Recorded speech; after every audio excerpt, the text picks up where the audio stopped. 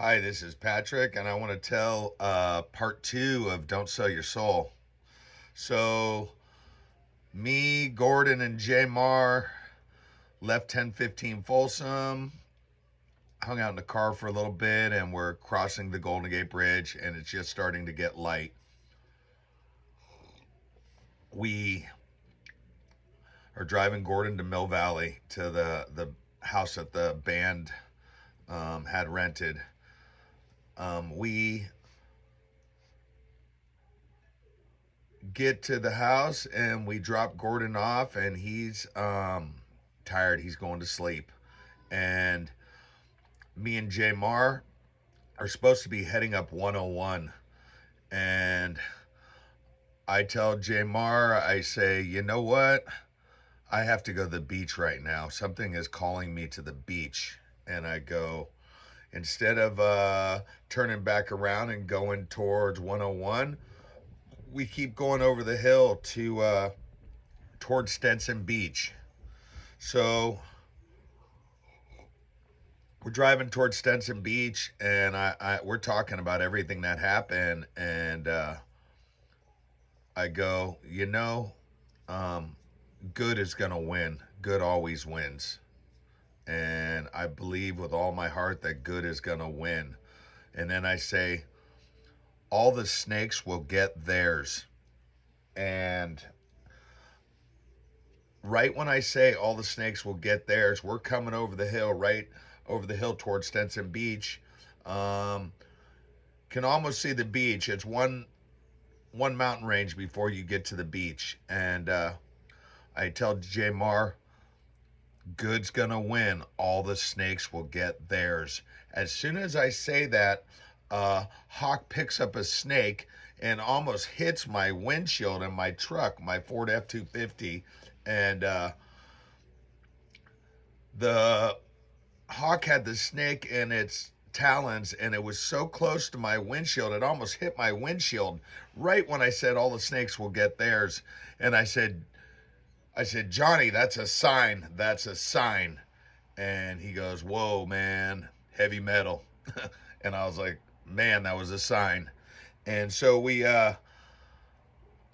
come back over the next range, and we're coming down over the hill to Stetson Beach, and the sun is just coming up. It's about 7:45, and I go to Johnny and I say, man, I wish I had sage to burn. I wish I had sage to burn. And right when I said that, I get to the bottom of the hill and I'm cruising right into Stetson Beach, and my truck just turns by itself. It just turns into this little driveway, and there's like three little shacks on the left hand side, and that's all that's there. And on the right, it's a store. Um, I went there not too long ago. There's a bunch of houses there. The place has like really been developed, but there's three little shacks on the left, and my truck just pulls in, and it's heavy because I'm like, I wish I had sage to burn. I wish I had sage to burn. I pull into this little building there, and there's a lady out front, and she has a sandbox with a wooden rake, and she's like doing it on the front porch of this little building. And this building is about uh, it's about a 20 by 20, maybe less. Small little building, and I pull up right to the front, and I asked the lady. I said, "What is this?" And she says, "This is a metaphysical bookstore." And I said, "What are you doing?" And she says, "Oh, I'm a healer. I do sand healing with this box and this rake. I do healing with this." And I was like, "Oh, cool. That's awesome." And I'm like, um, "Do you have any sage?" And she says, "Well, I'll be opening up at 8 o'clock, and it's about 10 to 8." And I sit there and kind of just I'm watching her rake the sand box, this box, and it's a box that's about man, it's probably about 3 feet by 3 feet sandbox, and she's got a little wooden rake that is like a custom made rake. And she opens the store like 5 minutes early, and Jamar stays in the car, and I go in, and she's got all kinds of cool stuff. It's a metaphysical bookstore, and if you've ever been into a metaphysical bookstore, there's all kinds of like crystals, healing stuff, books, and other stuff. Well, right when I walk in, she goes, "Look, you're really lucky. There's one stick of sage left, and it is a big stick of sage, one of those like of white sage." And I go, "Cool." I go, "All right, I needed that." And she goes, "Are you okay?" She goes, "You look kind of freaked out." And I said, "Matter of fact, I am a little freaked out." And she says, "What's wrong?" And I said, "Last night I was in the city and I met devil worshippers, and I never knew there was such thing." And she laughs and goes, "Don't worry. Everything's okay. Everyone gets what they deserve. Everything's perfect." And I was like, "Oh, okay." And I'm getting ready to pay for the sage, and she says, "You should have these Indian medicine cards. They're animal tarot cards, and they have like all the animals with the dream catcher on them." And I said, if I buy the cards, I won't have gas money to get home. And then I thought about it for a second, and I said, "You know what? After what happened last night, I'm not going to worry about it. I'm going to just get them, and I'll worry about getting the money later to get home." And I'm all the way out at Stetson Beach, and I only have about a third of a tank in my truck.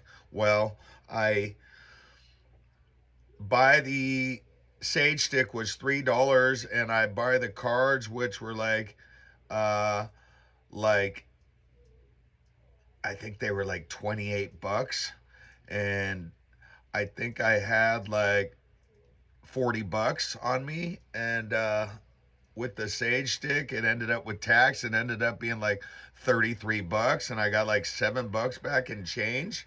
And that was not enough for gas to get back to Humboldt.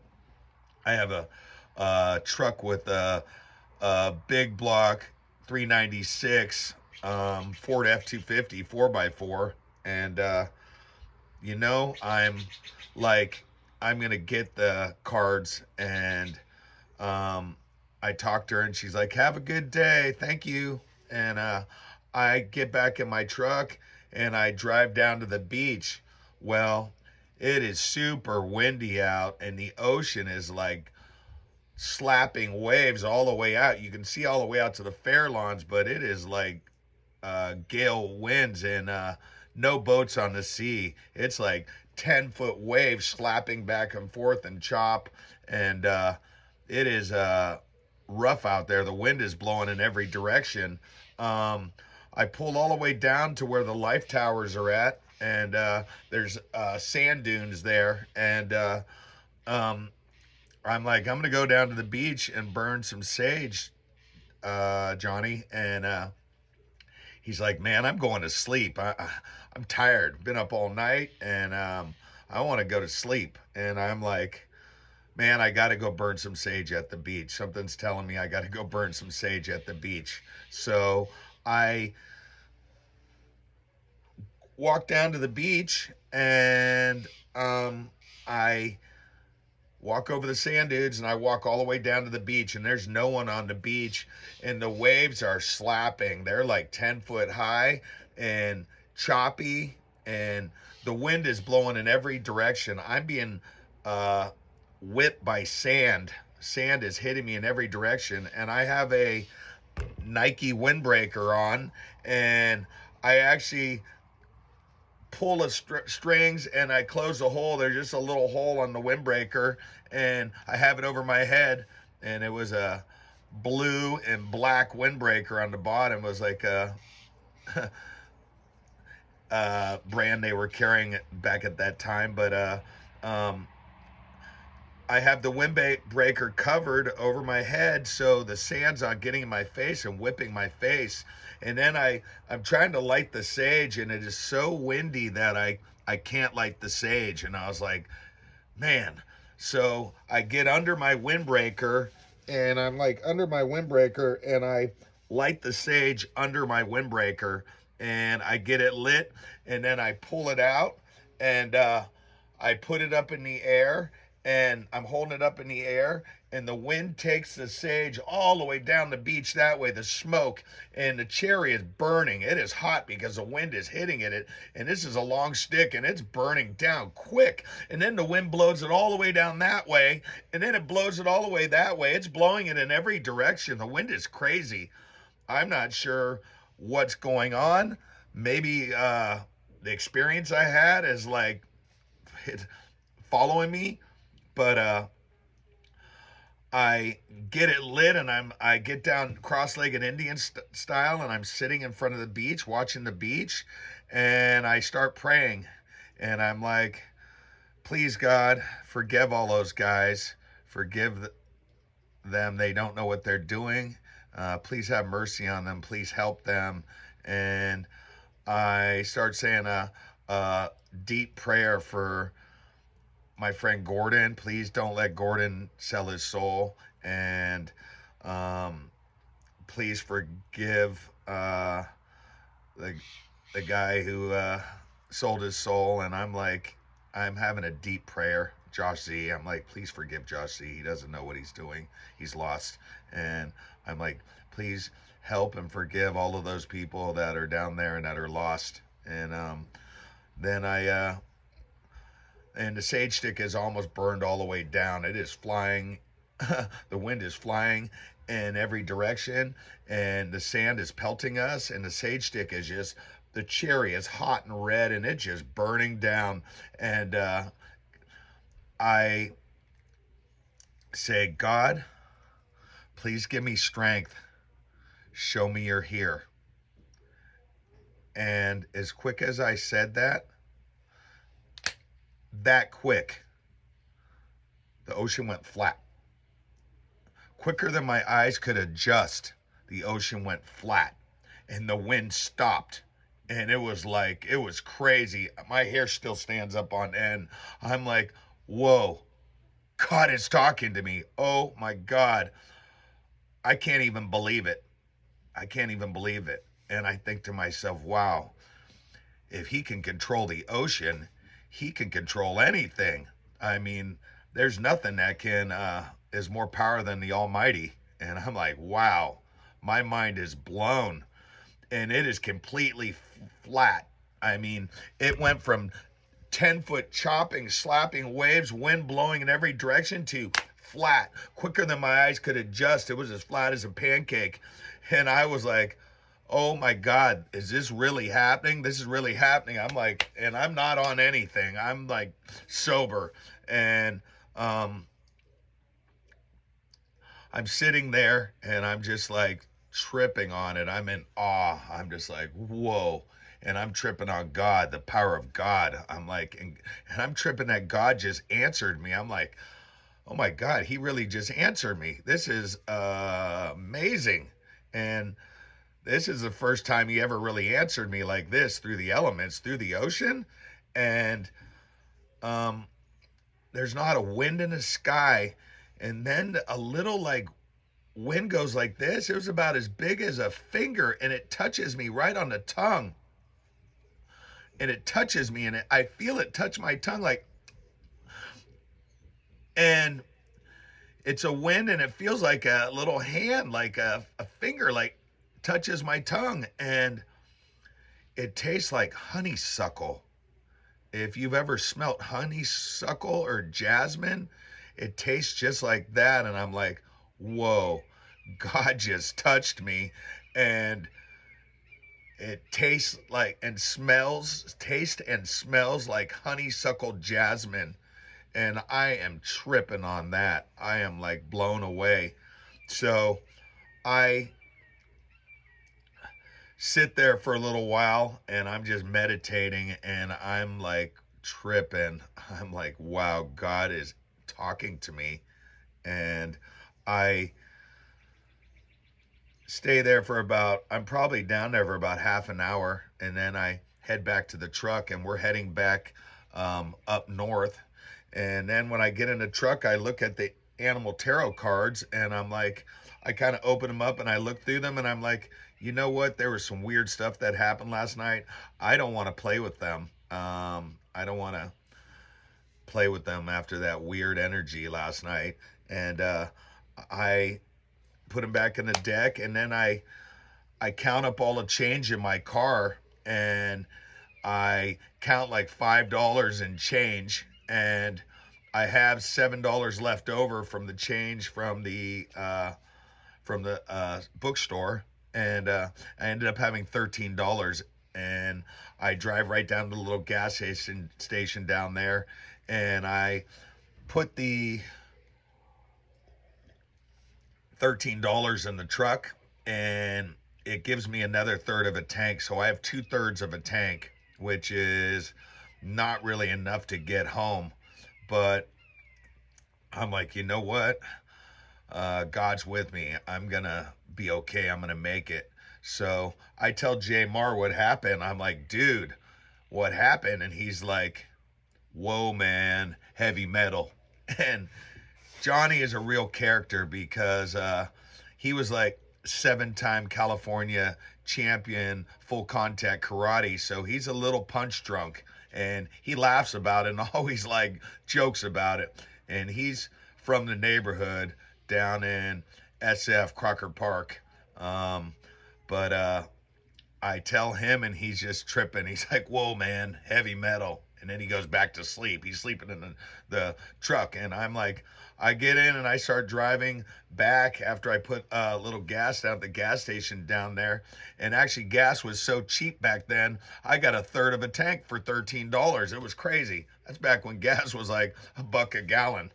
Anyways, we go over down towards Novato and we come out Novato way. You drive by the cheese factory there and we come out on the Novato side, and then we hit 101 and we start going up 101, and I'm heading all the way back 101, and everywhere that there's a downhill, I put my truck in neutral and I'm coasting on the freeway anywhere where there's downhill because I'm trying to save gas. I want to get home. But I get back to Humboldt County and my truck is all the way empty. And I get to my parents' house and I pull up. I have a little cabin right below my parents' house that I'm staying at. I pull up right in their driveway and I run out of gas right in under the big tree in front of their house. My car actually coast right into their driveway and runs out of gas in front of their house. And I'm like, oh my God, thank God. And you know, I get home and I eat some food and I tell my family what the experience I had. My dad, mainly, I want to tell. And my stepmom's there and she's kind of like, she's a little bit of a hater. But my sisters are there and they're like, wow, what a trip. And everyone's like, man, Pat's crazy. Everyone's like, Pat's crazy. My dad doesn't think I'm crazy. He's just like, whoa. He's like, it's pretty magical too, but he's just tripping on me telling that. And they feed me a good meal, and I actually sleep at their house that night. They have a little guest room, and I sleep there. And I go to sleep, and I have a good night's sleep. I've been up for 24 hours and not on anything, just young and energy. Back when I was young, I used to be able to get away with that. But I go to sleep and I wake up in the morning. And when I wake up in the morning,